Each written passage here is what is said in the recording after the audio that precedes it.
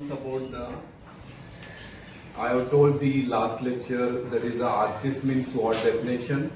Next I have covered the how these arches function. Then next why these are important in our body. So you have to remember these arches are one which is the special one, and the arches of foot which are there, they are very important for the human beings because of their functions like walking, running and jumping. So in this lecture we are going to deal the few points relating the maintenance of arches. When you see this foot is curved, which is maintained. This curve is maintained by the many factors, which are you are going to see like all the shape of the bones. According to that, you know all the bones of the foot. On that you can recollect the shape of the bones. They are going to help the maintenance of the arches. Then we get the intersegmental tie because connecting one end to the another end. That is we are going to get. Next, these tarsal bones are connected. Then we are going to get the muscles which are helping for the maintaining this muscles of the sole.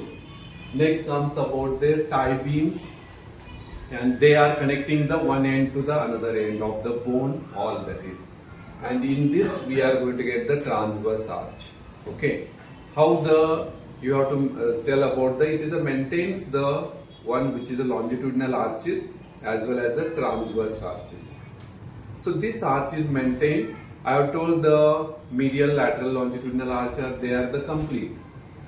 Then anterior transverse arch is complete. Posterior transverse arch is incomplete. So these you have to remember in the maintenance of arches. Bones, ligament, tendons, muscles, all they will be maintaining the almost all the curved position of the foot. And arch is itself, you have to remember, it is a bend or the curve which is having two ends and two ends are touching the ground. This is the meaning expected from you, that is what is a arch. Arch is a curved structure or the bend which is having two ends, and these two ends are attached to the almost all to the when foot is resting, it will touches the ground. So that is you have to remember. Then we have covered the first part of this lecture, which is I have covered what is the introduction of the arches of foot. Second, we have covered the why these are the important in the human beings because they are helping for the walking, running and jumping. Then why they are different from others primates. Since from birth these arches are present, that also you have to remember. How they are formed, classification of arches I have told. So classification broadly medial and transverse, that is a longitudinal arch and transverse arch.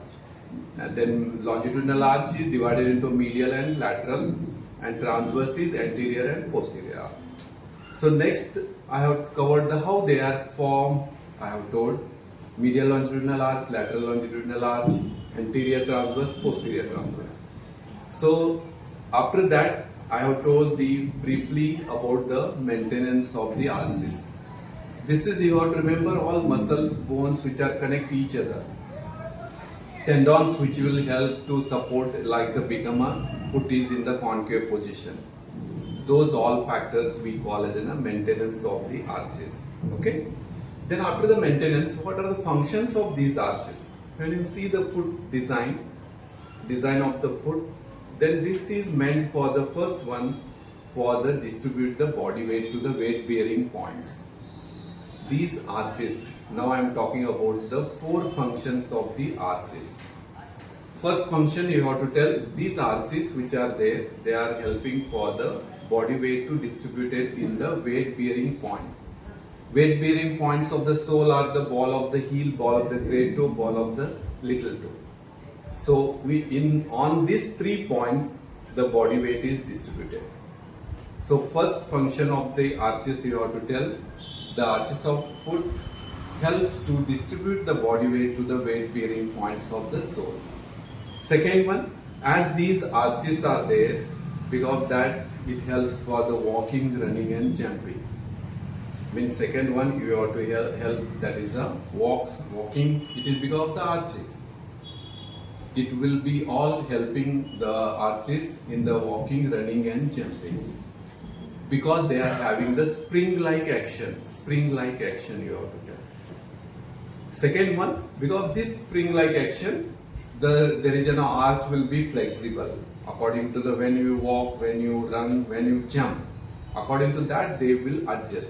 So that introduction, my first point is these arches of foot are pliable platform to adjust the body weight. Arches of foot are the pliable platform, adjusting platform when there is a body is walking, running and jumping. So it will be a pliable platform. So third one, which is you have to tell, that is a function, is these all arches will act like a shock absorber. Whenever there is a pressure created when you run, that is the shock absorber activities under in the foot region. So that shock absorbing, you are going to get third function of the arches. Fourth function, when you see this foot, it is a concavity. So here sole also we have the artery, veins, nerve. If your body weight is like a sumo pailwan, like a 220 kg, then what will help? See here structure, what will happen? Artery is there, vein is there, nerve is there, nerves are there, arteries are there in the sole below. Then 230 kg of like of person, then what will happen? They compress. Compressing of nerve and vessels is prevented by this concavity of the sole, that is because of the arches. So I have told the maintenance. Then I am talking now about the functions of the arches of foot. Four function. First function I have told it will help to distribute the body weight for the according to the weight bearing points of the sole.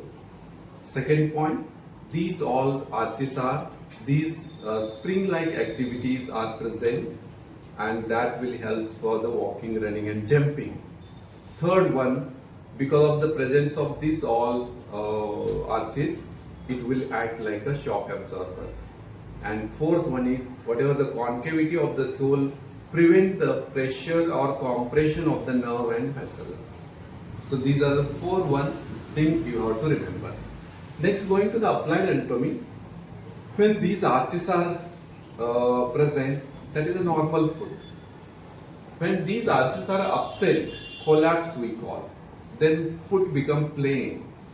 So anything which is a pes means that is a foot. Here any words I am now using, that is a pes, that is a means, that is a foot. These all Greek and Latin words.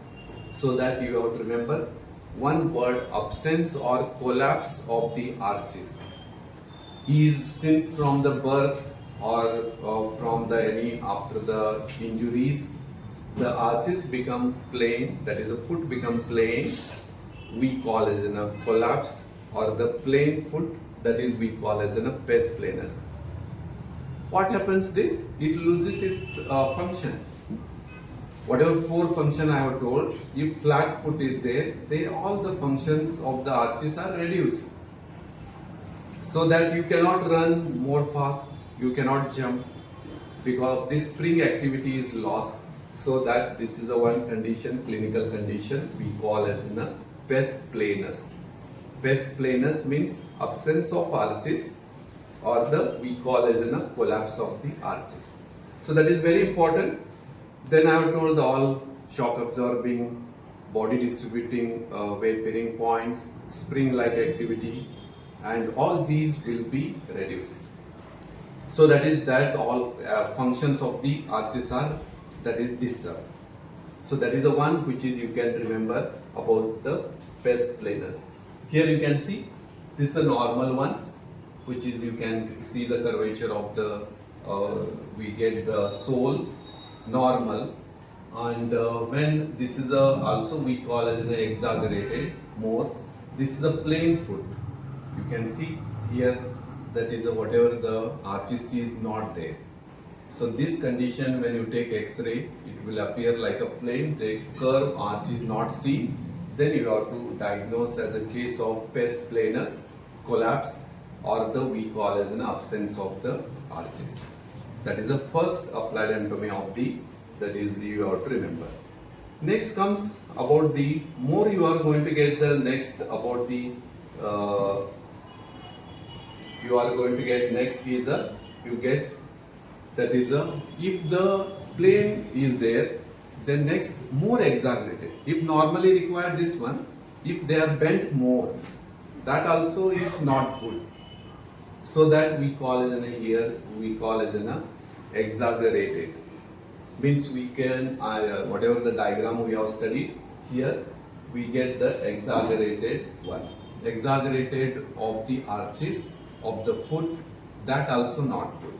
So that is we are going to get in the one of the clinical anatomy of the, that is we call as a claw foot also, claw foot, which is we can say claw foot, and here we can see the pes planus, plain foot. So these are the things you have to remember in the total arches of foot. One absence and second one is exaggerated. Pes planus, then claw foot also we can call as. So other deformities we are going to get, other deformities, how, which are those? We are going to get the first deformity, talipus equinus. Talipus equinus means patient walks on toes. Not complete sole of the foot is touching the ground with the arches. Only the touching patient when walks, one leg or either both, or the one leg mostly affected. Patient one leg is patient walking on toes, and other is maybe normal, or both the maybe walking on the toes. So here we are talipus equinus, we are going to get patient walks on toes. Okay, talipus equinus. Okay, second one, talipus calcaneus, means patient walks on heel. Patient walking on toes, talipus we are going to call as an equinus. Then patient walks on heel, calcaneus bone is there, talipus calcaneus. Okay, then we are going to get the talipus varus. Patient walks on the outer border. You are going to get, this is a medial border and this is the outer border. Patient walks on the outer border, like this way, foot is resting on the ground. So we are going to call talipus, we are going to call as the varus. And patient walks on medial border, talipus valgus, means patient is rests the medial border of the sole. That is a talipus valgus. Then if there is a combination of talipus equino-varus, equino means toes, varus means you are going to get the, which one? Varus means you get the outer border, toes and outer border. That is we are, and sole is facing medially. That condition we call as a talipus equino-varus. Next comes about the talipus, which is a club foot. It is a which is adducted and patient is resting on the lateral border. That condition we are, how we have the claw hand like, we are going to get here the, that is the condition, that is a club foot. So in this we are to get the foot is dorsiflex and ankle joint is everted. You know, inverted is sole facing inside. Everted means medially resting, sole facing laterally. Eversion or everted. Inverted, inversion. Those you have to remember. Inversion inside. Combined simple way, inversion is inside, sole facing inside, and resting, that is a border is lateral border. Eversion is resting border is medial, sole facing laterally. So this is the one which is you have to remember in the, that is all these deformity other. First applied anatomy you have to tell, pes planus, plain foot or collapsed arches. Then we are going to get the exaggeration of the arches of foot. We are going to get. Then other deformities like talipus equinus, talipus calcaneus, talipus varus, talipus valgus, talipus equino-varus, and club foot. So these all you are going to get in the deformity, and you have to diagnose this with the anatomy knowledge. Any patient comes with a normal, one foot is normal, other foot is patient touching the ground with the finger, toes. So toes are touching. Then you have to remember that is a condition, talipus equinus. Patient is resting the heel and foot is raised, talipus calcaneus. Then lateral border, medial border. So this is all about, you have to remember about the, here all the you can conditions you can see in this diagram. So all the condition I have told, equinus, talipus equinus you are going to get. So these are the diagrams where you can view the cavus, talipus equinus, talipus calcaneus. Patient is walking on calcaneus bone or the heel. Equinus on the toes, heel is raised. So talipus cavus, which is we are going to get valgus, medial border, lateral border. That is you have to remember. Talipus equinovalgus and talipus calcaneovalgus and talipus varus. So these all are the common deformities relating to the arches of foot, that is seen. So these all you have to remember. And I have told congenitally, since from birth only there may be the talipus equinovarus may be there. So since commonest congenital we are going to get anomalies, those we are going to get talipus equinovarus. So these all you have to remember in the that is a clinical anatomy of the arches of foot. So in this today's lecture I have covered the first one, what is the maintenance of the arches, factor responsible for the maintenance, you have to tell bones, muscles, tendons, ligaments, all. Tie beams, what is the tie beam, what is whistling we are going to get, those you have to study. Then next I have explained the, that is the, what are the functions of the arches. This question is commonly asked in the MCQ, in the oral question, that is the what are the functions. You have to remember all four functions. Body weight distribution, as a spring activities helps for the walking, running, jumping, as a shock absorber. Then lastly you have to tell concavity will be preventing the damage of the nerve, compression of the nerve and vessel. Then lastly I have told the, that is a about the, that is clinical anatomy of the arches of foot. So with this we have covered almost all the part which is you have to remember. So this is all you have to get the notes and all. Here in the maintenance, all the factors which you can see, these are the sole muscle which are there, abductor digiti minimi, plantar aponeurosis. They will be maintaining the attachment to the calcaneus bone to the here metatarsal, heads of the metatarsal. So that will maintains the curve. So that is the one which is, and these are the tendons which are attached to the base of the metatarsal, where they are attached to the peroneus brevis and peroneus longus. They will be acting like a holding, hanging line, so that this curvature is maintained. So that is a very important you have to remember. So this is the one which is a maintenance you have to remember. Functions I have covered, how they are formed, that is you have to know. Then how they are maintained I have told. These are the few parts which are you have to remember. Introduction is very important. Introduction is very important because in that only it gives the all idea. I have told repeatedly that is a foot has to act as a pliable platform to support the body weight during walking, running and jumping. And spring-like activities are present and these are the maintained by the arches. So these helps for the walking, running and jumping. And these are the arches are the characteristic feature of human being and we can differentiate it from the other primates. And also these arches are acts like a lever to propel the body forwards. So this is all about the introduction. Then how they are, since from birth they are present. In the infants they are masked by the deposition of the fat. So that is one which is you have to add in this. Then we can divide the, that is a classification of the arches. So arches of foot studied under the heads, following heads, introduction, how they are different from the other, what are the weight bearing points you have to include in the sole. Then next you have to tell about the, how they are classified, classification of arches. Then you have to explain the, what are the longitudinal arch and transverse arch. In that medial, lateral, how they are formed. formation is different, then maintenance is different. Question is can be asked in the different two ways: formation of arches, maintenance of arches. So that you have to remember. Then lastly, functions and clinical endpoint. So with this, we are completing the arches of foot. So this is very important. These all applied endpoint point and all this should be remembered very properly. So this is about the arches of foot. Here we are completing the lower limb portion. That is. So we are completed the all lower limb portion now. Okay. Write down points.